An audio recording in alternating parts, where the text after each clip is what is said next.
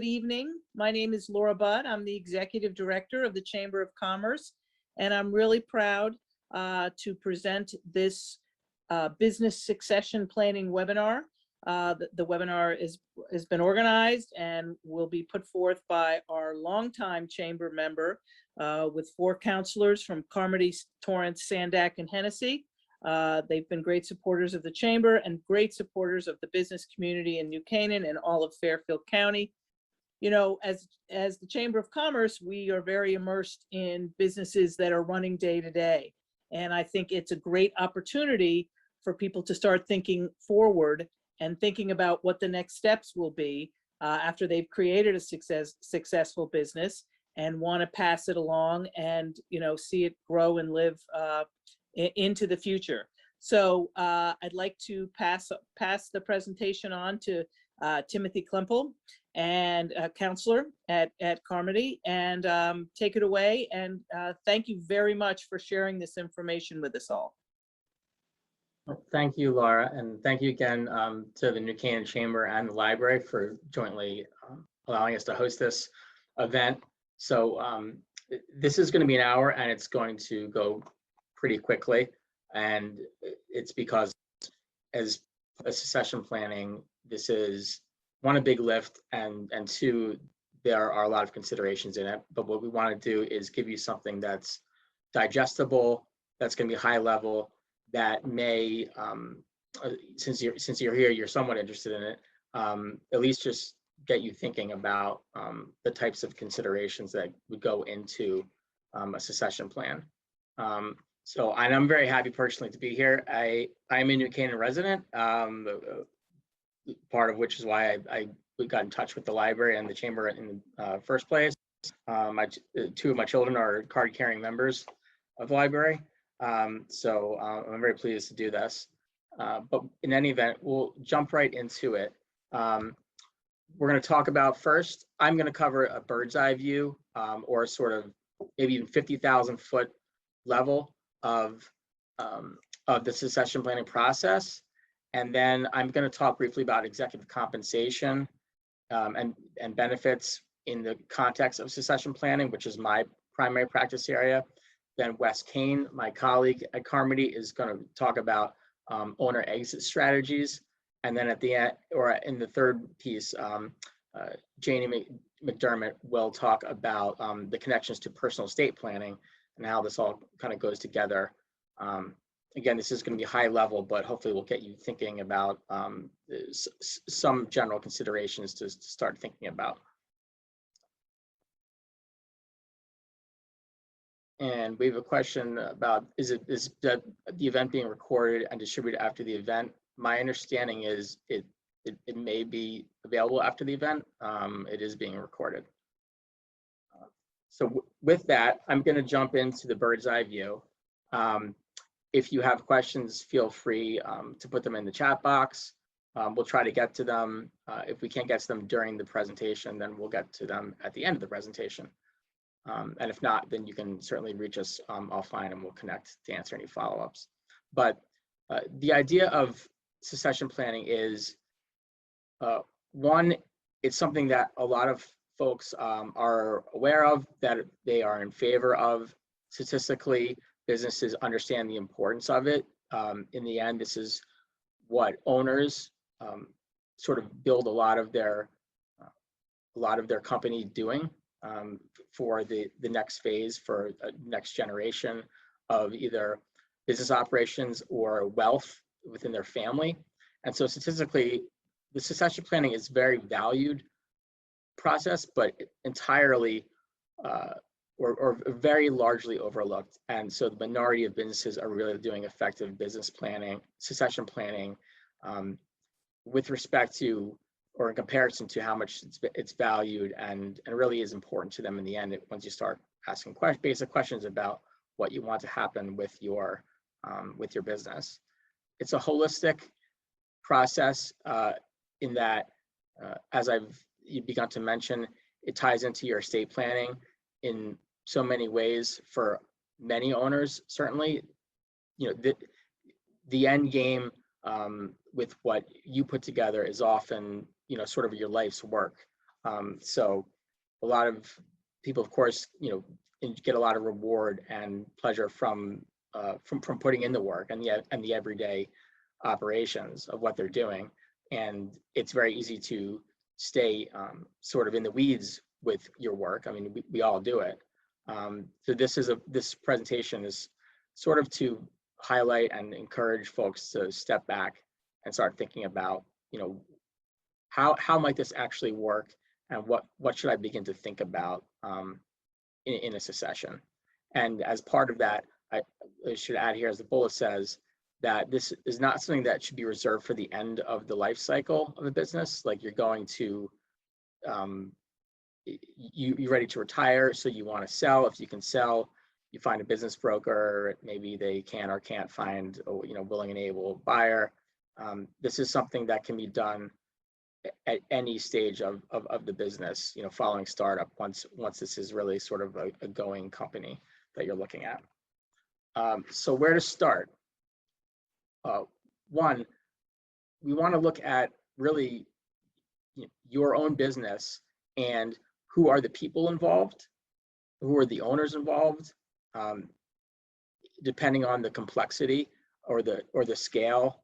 There may be entity owners, there may be sole member LLCs that hold assets in a company. There may be shareholders agreements that are old.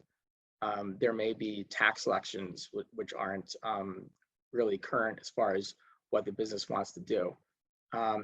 But to start, you identify the goals and objectives of both the current owner, what do they want and when, and potential successor owners, including family members. It may be, and often isn't the case, that a succession is going to be transitioned either within the company internally or to a family member. It may be that a sale is required, or a sale of assets, or neither of those are accomplished. And many businesses, from one generation to the next, it become less likely to continue to survive.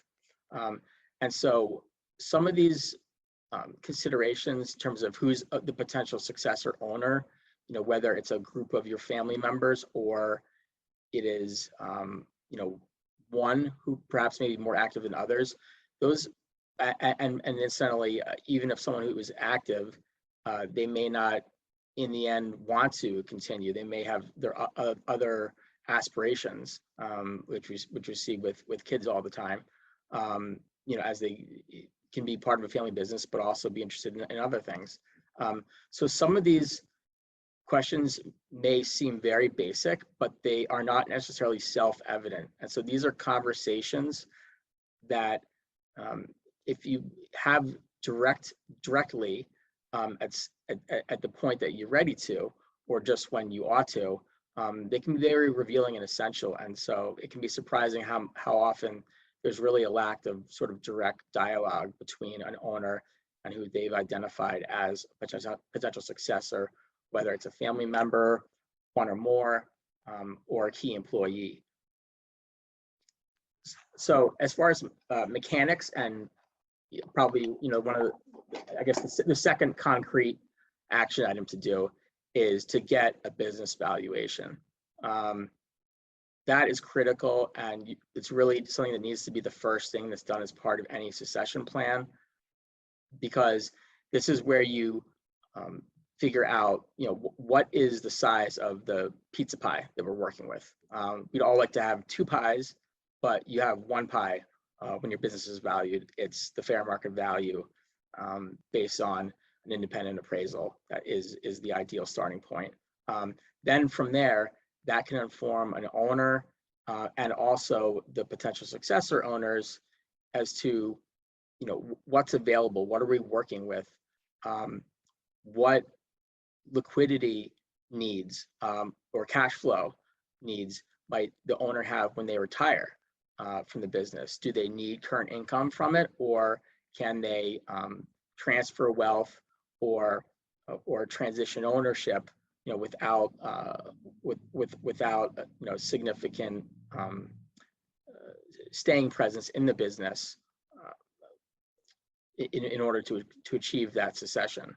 And also valuations may require updates along the way. And I say particularly if equity compensation is involved, which I'll get into momentarily, because it's critical for a compensation and tax perspective, and also for valuation of gain, of capital gain, that you have a current valuation. For the time horizon, this is something that when you are going to look at your individual potential succession plan, where are you on this time frame? Are you 5 years from retirement? Are you a year from retirement? Or is it 10 years, something farther out? It's never too soon to start to plan. So 10 years out is, not at all a bad time, and a very good time to start looking at what is your exit strategy, as Wes will cover. And sometimes the answer is, and oftentimes it's unique to the individual successor owner, whoever they are, or it could be based on needs of an outside party that the company may want to sell to, whether it's a strategic buyer, a competitor, or a private equity fund, if it's a company that's a candidate for something like that. And also, is the succession plan dependent on the owner's personal financial performance, or is it something that needs to take into account the needs of the owner, so that you've got your pie, the owner needs 4 slices of the pie? How much does that leave to provide to the company in terms of working capital and operating income going forward, and equity of the successor owner? So a third, I think, pretty concrete thing that we can hit on here is the idea of a business continuation plan. This is not the same thing as the succession plan, but it's part of it. And this is the idea of the sort of drop dead plan. What were to happen if, sole owner, who's, founder and key to the business, who's ready to possibly transition the business in 5 or 10 years, is hit by a truck? What happens? Who owns what? Does that person have an estate plan? Do they have a will in place? Does that will, for example, provide for everything to go to a spouse or their family members? And then suddenly, do you have ownership by outside people who are not involved in the company? Who is in charge? So, but besides ownership, if a sole owner were to die suddenly, who's in charge of the company? Is there a supervisor? And so these are things that can actually be laid out as part of a continuation plan. This is sort of that emergency contingency plan, and this is something that you can get in writing as you think through what you might want to do. And it should be in writing and also align with estate planning, which I've alluded to, and your personal financial plan. And this may involve, rather than potential buyers of the company or future successor owners who may be either younger, not far along enough to take on the responsibility of ownership. So it may involve key personnel, like a manager who you trust, but maybe may or may not be a part of the future ownership of the company. But the idea of a business continuation plan is a good idea and can be very critical in the event of an unlikely death or disability.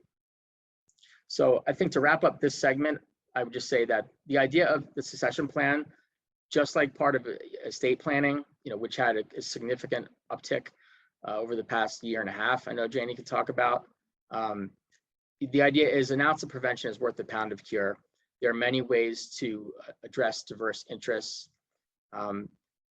There are ways to provide passive ownership or streams of income through leases or ownership of property to family members who may not be as involved in the business, but can get an equal economic deal out of it, or what they perceive as fair. And then finally, get it in writing, including the continuation plan, and update it as you need to. So with that, I'm going to pick it up and try to briefly touch on executive compensation issues. This is my primary practice area, but this is with respect to succession planning, which is a very common area that I see executive compensation as part of corporate transactions. So first, what you would look at is, in terms of executive compensation, I should just back up by noting that this is sort of an umbrella term for compensation other than salary to key employees or owners, or key employees that are expected to become owners. Well, there are very specific ways that, and many different specific ways that that potential successor owners can be incentivized through compensation to stay in the company. And to sort that out, you start with, what kind of succession are we talking about? If it's a transfer within the family or the existing workforce, that's going to be a different, that is often a different form of incentive compensation than you would have necessarily for an outside sale, although they're not entirely mutually exclusive. But we have these two sort of big boxes, different forms of incentive compensation. Employee stock ownership plans we'll touch on briefly, but that is a sort of different animal, but a sometimes and increasingly talked about method for providing capital and funding the purchase price for an owner to retire. So for transfers within a family, for corporations, these are a variety of specific forms of incentive compensation. This is to, again, align a key employee or a to-be owner with the interests of the company, of the current shareholders or sole shareholder. Stock options. This is where a lot of you have probably are familiar with this and have heard of it, but just as a refresher, a stock option is a right of a service provider, including an employee or an advisor, to purchase shares of stock of the company at a fixed price that's set when the option is granted, along with the number of shares and at that value at that time. Restricted stock, on the other hand, is an outright transfer of ownership to an employee or service provider with restrictions, so that they are not able to either transfer the stock to another party, which also is often restricted in a shareholders agreement, and it also involves vesting schedules, so that over, say, 2, 3, 5 years, the individual becomes vested in the stock and actually then gets to enjoy the real ownership of the company. But because of the vesting schedule or other restrictions based on performance, it's a good incentive for folks to stay in the company, and they and then they get skin in the game by receiving this and enjoying it as they hit their vesting schedules. Stock appreciation rights are a form of incentive compensation, where at a certain point in time, either cash or stock itself is paid out based on the increase in value over a certain period of time. These all really need to be subject to written agreements, but these are common corporate methods of providing for incentive compensation, and it's very often done with a view towards succession. Sometimes as part of a transaction also. Performance shares, this is similar to stock appreciation rights. Restricted stock units are another similar form, but these are just some of the big ticket common items in terms of specific forms of equity compensation. For LLCs and partnerships, there are several similar comparable forms of incentive compensation. The restricted equity, for instance, is akin to restricted stock. Profits interest is a partnership interest in the future growth and profits of the company, not value that already exists. And these provide for significant flexibility as many partnership agreements do, so that allocations can be made so that the owner founder is receiving their expected share of income before others. Wes has worked on these for a long time and has seen many forms of different distribution options, but the idea is there's significant flexibility here, and so there's a lot of fertile ground to think of the different stakeholders, whether it be family or others, and come up with ways, and also based on the outcome of conversation, come up with ways to satisfy folks who you want to satisfy, whether they're an active part of the company or not. And phantom equity is also a general term for different forms of compensation that mimic ownership, but are not actual ownership. So that, say, if the company reaches its buyout and the company is sold, there's basically a cash bonus that's paid to a key person for staying on for that time, but they're not a shareholder. They don't have voting rights. They don't have corporate shareholder rights, but they have basically the upside of ownership in terms of like a cash payment. So they've got the financial benefits of ownership in certain respects. And again, there's creativity there as to how you can structure that. So a sale to an outside party, transaction bonus is something I just covered, and that's the idea of instead of having to sort of do this behind the scenes, if you've got a key person that a buyer is going to want assurance is going to stay on for a certain period of time, it's very common to provide for a confidential agreement under which an employee will stay on to accomplish the deal. They'll receive a cash bonus when the proceeds from the sale are available. And again, these are incentives to retain key employees and encourage performance toward accomplishing the sale.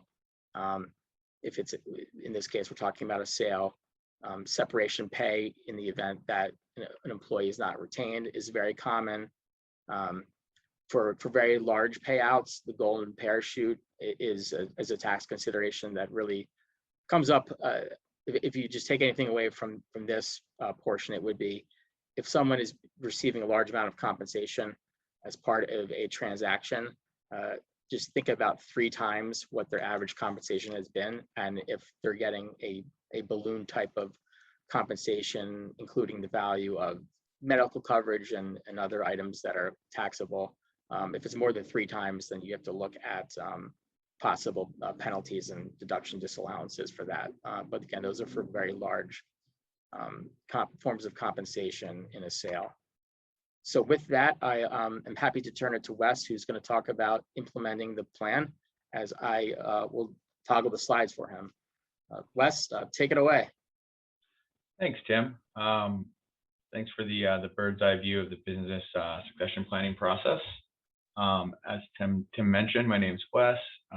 My practice focuses on corporate transactions and corporate governance. I have an emphasis on private companies, estate planning, and tax.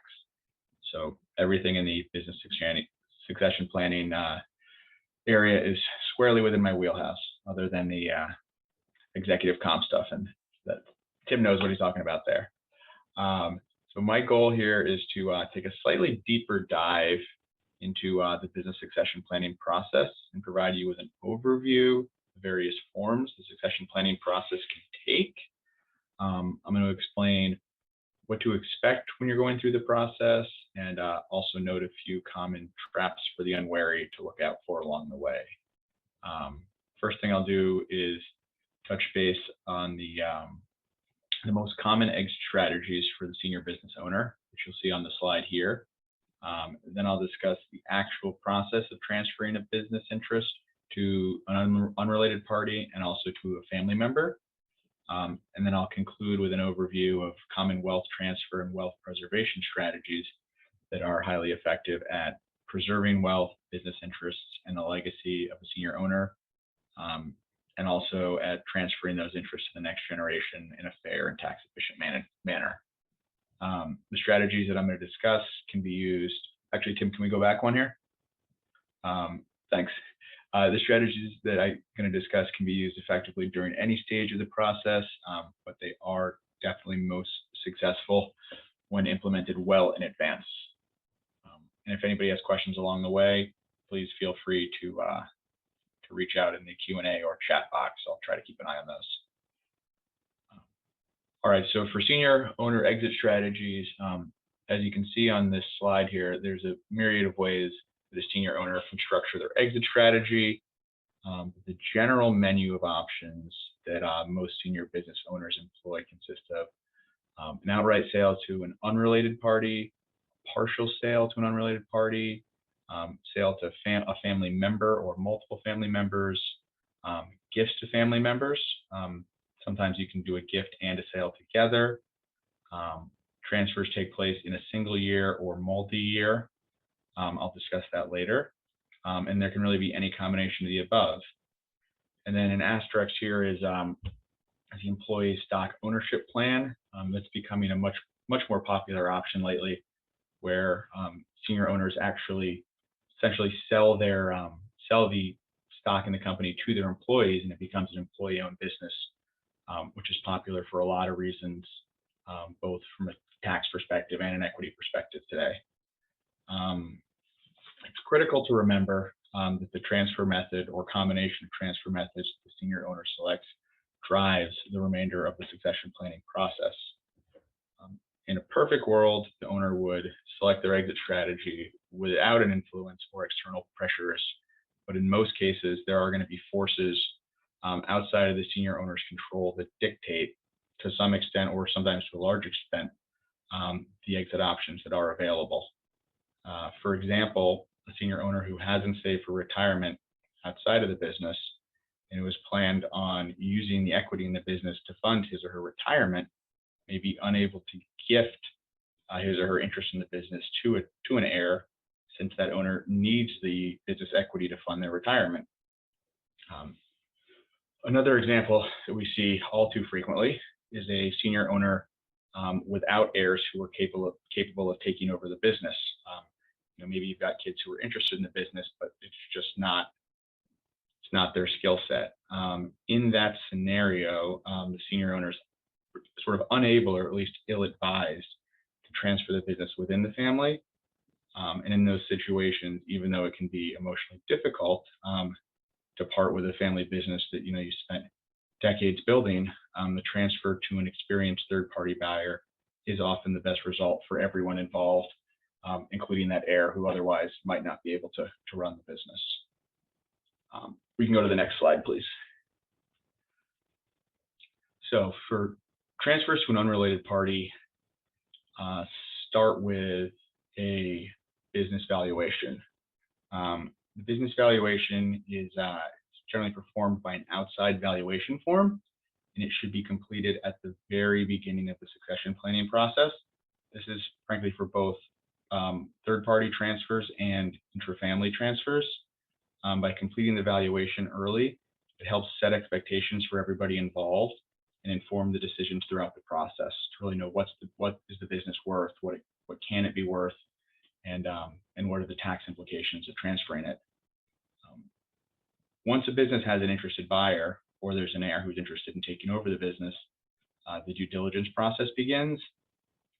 Mostly, frankly, for an external buyer, because within the family, especially if it's going to be a gift sale, you often don't have too much due diligence. But for a third party, the due diligence process involves comprehensive review of really all aspects of the business. It's definitely an intense and stressful process. We go through this a lot with our clients, and we definitely recommend that business owners talk to their advisors and prepare early to minimize bumps along the road. It's better to clean up the corporate book and make sure your corporate minutes are in order before you've got the buyer on the line and they're asking where things are.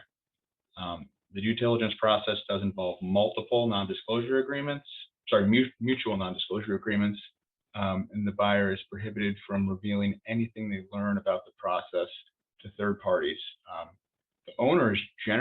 prohibited from revealing anything they know about the business or anything they know about the business sale to their employees. This non-disclosure agreement, because it extends mostly to the senior management, the senior management finds themselves fielding questions that would normally be directed to mainly lower level employees, which is one of the things that creates stress for the senior owners during the due diligence process. Simultaneously with that process, purchase and sale agreement is prepared. It's a long and complex negotiated document that's generally drafted by buyer's counsel, and it covers all the terms of the deal and every what-if scenario. Once the purchase and sale agreement is complete, we reach the seller's favorite part of the deal, which is the receipt of sale proceeds. That can come in a lump sum or a series of note payments, and often involves an earn-out provision, whereby the seller stays on as an employee for a few years, and a portion of the sale proceeds are delayed, and receipt of those is tied to that former owner's performance during that period, or the business's performance during that period. Depending on the structure of the business and the amount of pre-planning, there can be highly tax-efficient ways of directing the proceeds to the seller's estate planning vehicles to avoid tax and preserve wealth for multiple generations. You can go to the next slide. Thank you. Typically, a transfer to the next generation, as I've mentioned before, starts with identifying a qualified heir. The senior owner needs to ask himself or herself if there is an heir apparent. It's also good to consider family policies on bringing family members into the business. We see that the most successful multi-generational family businesses have policies that require certain levels of educational attainment and outside work experience before a family member can join the business. Often you have to work for a number of years, in the same industry, but at a competitor or at a supplier, just so you learn the business without immediately being handed the keys to the family business. The transfers, as I mentioned before, can be structured as a gift, a sale, or a combination of the two. In any situation, determining the best method involves considering gift and estate tax considerations, ways to equalize assets among heirs, especially if one heir wants to go into the business and other heirs do not. Also need to consider how to provide for the senior owner's retirement, consider whether or not the senior owner can afford to make a gift, or whether they need an income stream or need assets for equalization purposes during retirement and upon their passing.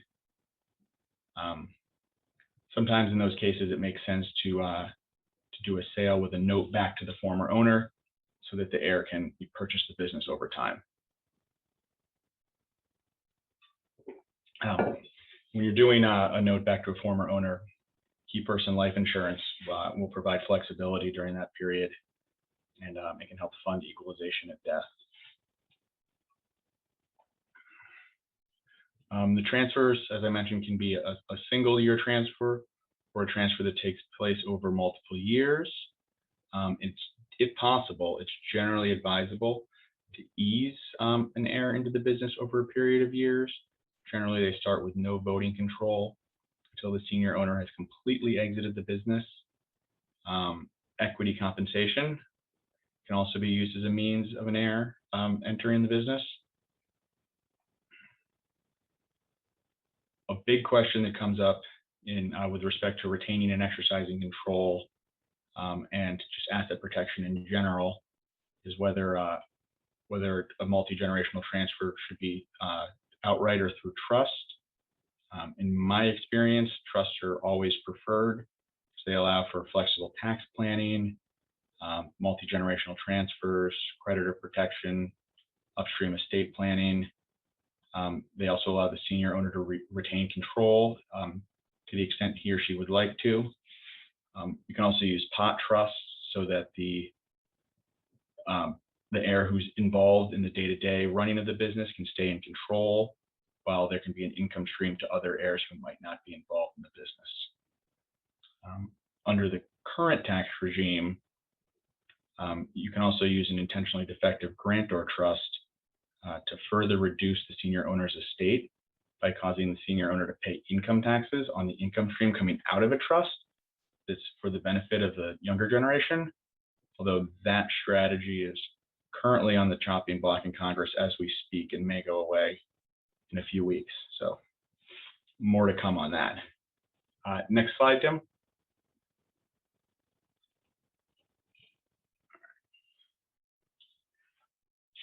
I'll make this part quick because I believe Janie's going to touch on this as well. But intergenerational transfers in general are most effective when they begin early and occur over multiple years. This increases the planning opportunities. It can remove appreciation from the senior owner's estate, and it can reduce estate and gift tax consequences. For the last several years, we've had historically high estate and gift tax exemption of about $11.6 million per person. It's currently slated to be the case through the end of 2025, although it's highly likely in the current reconciliation bill that's in Congress right now that that will get reduced back to about $5.6 million per person beginning of January 1st of next year. So to the extent someone has a valuable business they are ready to transfer a portion of a non-voting interest, now is definitely the time between now and year end, be the time to take advantage of a large exemption before it goes back to a lower number. And it's likely we will not see this high level of exemption again in any of our lifetimes. Got a little bit about COVID and gifting on here. There was, for a short term, there was thoughts that COVID and reduced business valuations because of COVID could have been helpful for gifting. But now that the economy's come back, that is less of an option. And I've also got a little bit on maintaining control here, but I will, since I touched on that on the last slide, I'll turn the reins over to Janie and provide a more in-depth look now at the estate planning process and how that fits into the puzzle here.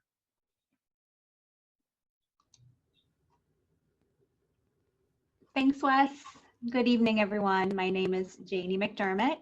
I am primarily based in Carmody's Waterbury office, and I practice in the area of trusts and estates. As both Tim and Wes mentioned earlier, estate planning is indeed an integral part of the business succession plan. Tim, do you mind going to the next slide, please? Thanks. So I've listed here just a few ways in which a tailored estate plan assists someone with their business succession plan. Primarily, the estate plan is going to ensure that the business owner's interests or the proceeds from the sale of the business will go where the business owner wants. It will provide flexibility with respect to asset protection, either for your beneficiaries or potentially for you. And we'll talk about that in a moment with the passage of the Connecticut Domestic Asset Protection Trust laws that went into effect last year. The estate plan also allows for structured distributions to your beneficiaries. This is really important, especially for potential dynasty trusts or trusts for individuals who maybe are still young or have potential issues with creditors or divorce. Just a way of using trust to make sure that distributions aren't given outright to a beneficiary.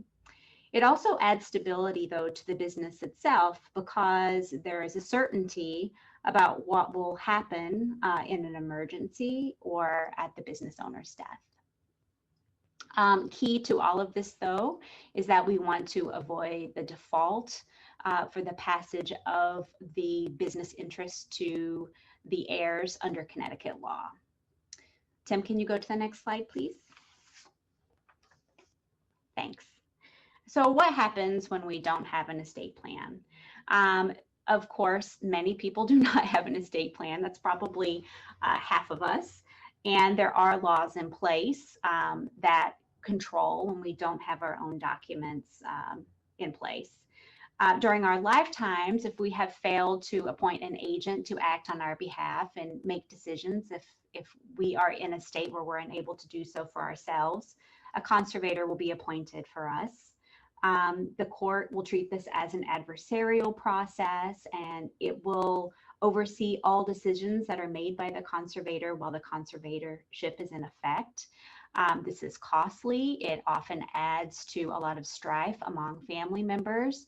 And most importantly, it doesn't allow us to control who makes decisions for us. If something happens to us and we die without a will or a trust, our assets are going to pass to our next of kin under Connecticut's laws of intestacy. So for instance, if we're survived by a spouse and children of that spouse, then the first $100,000 of our solely owned assets would go to our spouse, and then the balance would be split 50-50 between our spouse and the remainder to the children. This default is hardly ever ideal. For starters, it doesn't allow us to pass things on to future generations. And it also doesn't shield assets for a child who reaches age 18. So if you have an heir at law who is 17 and something happens to you and they turn 18, if you don't have an estate plan, there's no way of making sure that they're not going to get that distribution outright. This also, of course, causes serious issues when our beneficiaries are not heirs at law. So let's say that you have, a significant other or a trusted business partner who would not inherit under the laws of intestacy. There's really no way of making sure that they reap the rewards from your estate plan without having that will or trust in place. One other note, just corrections for our failure to properly prepare are time consuming and costly. Tim, can you go to the next slide, please? So really the key when we look at estate planning is to keep our business succession plan out of the probate court. As I stated earlier, you don't want to have a conservator appointed for you. You don't want your business interests to pass under your will, and you don't want the default to control. This principle applies, like I said, not only during death, but also during our lifetime. And it speaks to business continuation as well, not just succession. So if there's an emergency, you want to make sure you have people in place to act on your behalf who are familiar with the business and know what to do. I'm not saying a will doesn't still need to be prepared. We always still include a will as part of the estate plan, but that's really just to account for any assets that may not have already have provisions for transfer that we've thought about. Next slide, please, Tim. So our lifetime benefits of estate planning really come down to a couple of mechanics that I'll talk about here today. First is the power of attorney.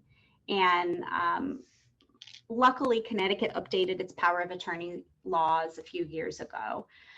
So the powers are now a lot broader than they used to be. You can give an individual ability to make decisions in a very narrow way or in a very broad way.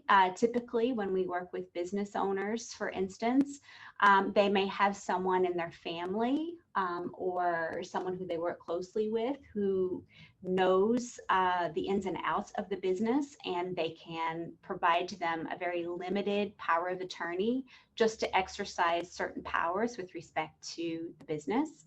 And then at the same time, perhaps they want to give a broad power of attorney to a spouse who can handle all the other property, including creation and funding of trust so that the assets aren't passed via the laws of intestacy. It's always important to point out the power of attorney does terminate at the death of the person who's granting it. It doesn't survive death. So it can't be exercised by the person who is named as the agent under the power of attorney. Next slide, please. So the other lifetime benefit of estate planning is the power of gifting. Wes touched on this briefly, but it's important to bring up again. Currently, the annual exclusion is for 2021 is $15,000 per person. It's been $15,000 now for a few years. This just means you can gift up to $15,000 per person per year without the need to file a gift tax return. The gift tax is tied to the estate tax, so you have a lifetime exemption. As Wes mentioned, right now that exemption is historically high. So it's also a very opportune time to take advantage of the gifting power. There is no limit, no exclusion amount for direct payments for tuition or medical expenses.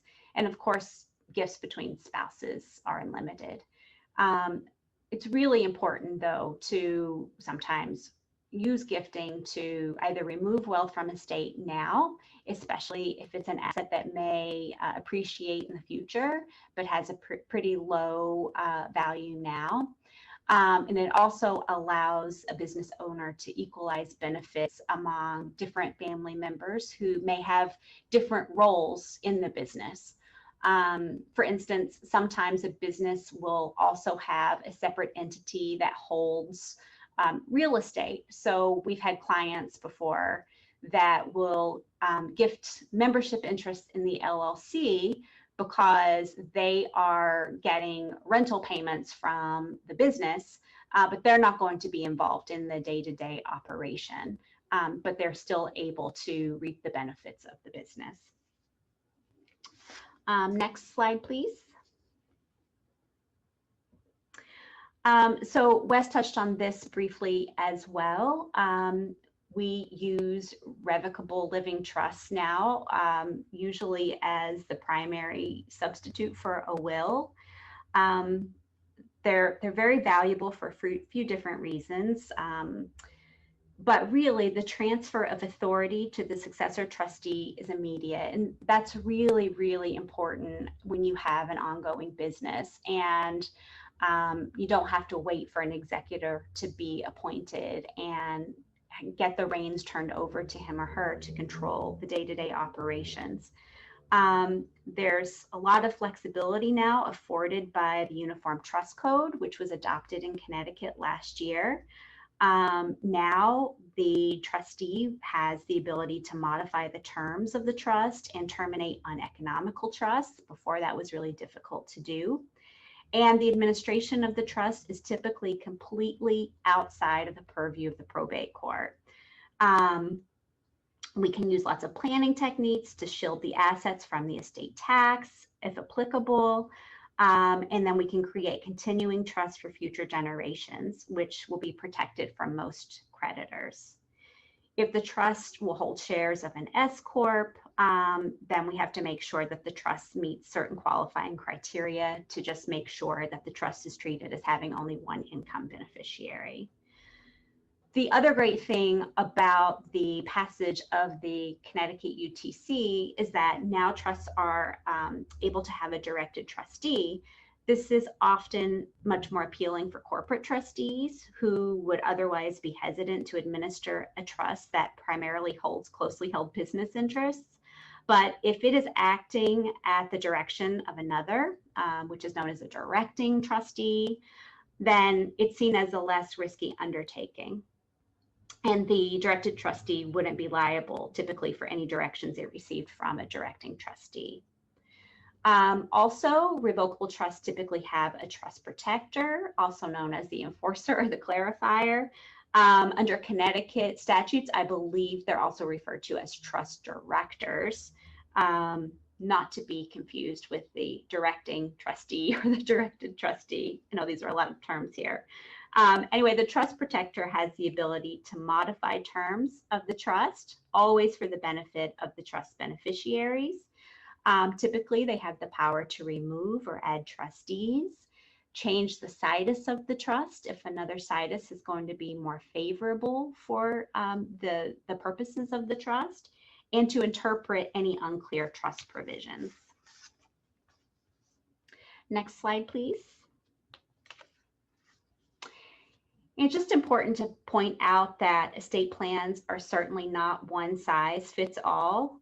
The idea is to tailor your plan based on the ultimate goals for your business and your succession plan.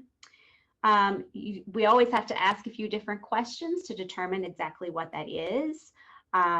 We need to know if the business owner wants to pass on the legacy to family. Do they want the business to allow for accumulation of wealth? Is the goal to have regular future cash flow? Do they want to provide long-term employment for successors? Or just a lot of things that we have to take into consideration when drafting the plan. I just wanted to point out one more issue, the Domestic Asset Protection Trust, which we've made reference to before. This just went into effect last year in Connecticut. It's a really huge development in estate planning law. I think there are now about 18 states around the country who allow for domestic asset protection trusts, but it actually allows a settler to fund a trust for his or her own benefit while protecting the assets in that trust from creditors, future creditors, I should say. If there's a bankruptcy, of course, the bankruptcy would take priority, and if there are known claims, then the debt would be voidable for that. But it's a really important tool that we have in our toolbox now. All right, I think that's all that I have. If you want to go to the next slide. And we're happy to answer any questions you might have.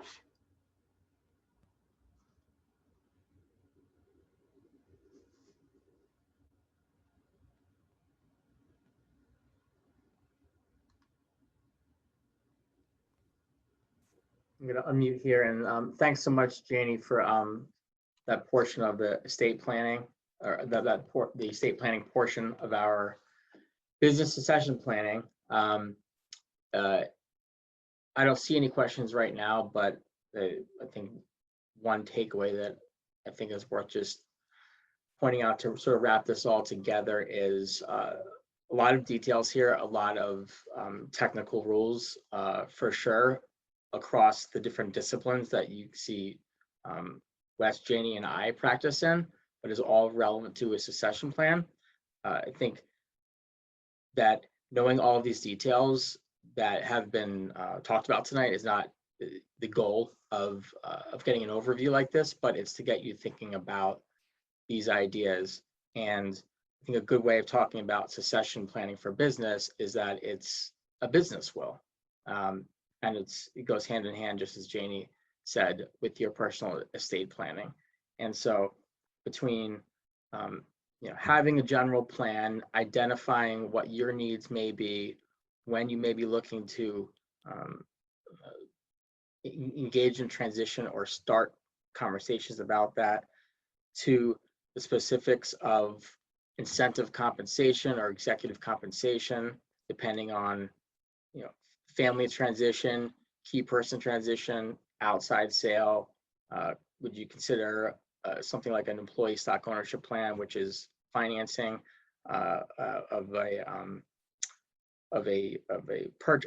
sale by the owner, but while providing for a qualified retirement plan for the company, and then jumping to Wes's portion on what are the specific exit strategies to consider, and so that he touched on well, and so those are all high level ideas. What is your envisioned exit? If it's anticipation of a sale, then that valuation is all the more important to get done, because if your valuation comes in under maybe what you expect it to be, that may inform what you're going to do going forward. What you're if you're going to choose to sell or not. We see it frequently where companies may go out to bid, and there may not be a bidder, or the bidders are coming in under from what the owner expected or hoped for. Because there's not a valuation that was just done by a credible independent party to start with. And then just jumping to what Janie's talking about, it just makes a lot of sense to be doing a business succession plan hand in hand with your personal estate planning. If you haven't done that, or it needs updating, which is, as Janie said, a lot of us, it just makes sense to sort of view these things all together. So I think, again, the idea is not for you to learn and retain all this information, but to see how these big items go together, and it's worth the effort of engaging in this kind of long-term, long-range planning. Hopefully it's long-range because it's not something that's imminent, but this is just like personal estate planning, by itself, stuff that is it's just so important to get done.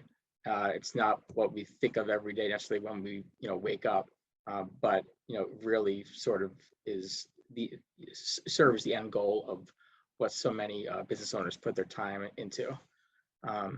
So with that, I don't see any questions, but hearing none, I would just thank everyone for joining. Really appreciate you joining us this evening. I want to thank again the New Canaan Library and the New Canaan Chamber of Commerce for hosting us. And also, I want to give special thanks to my two excellent colleagues, Wes and Janie, for helping stay on. It's 8 o'clock tonight for my hometown library and chamber. So thank you, Wes and Janie, for doing this. So again, it's been a pleasure. Thank you again, everyone, for joining. Hopefully this has been informative for you. Feel free to reach out to any of us with any questions. And with that, I will adjourn the meeting. So thanks again, everyone. Thanks, everybody. Great presentation, guys. Thank you. Bye, everyone.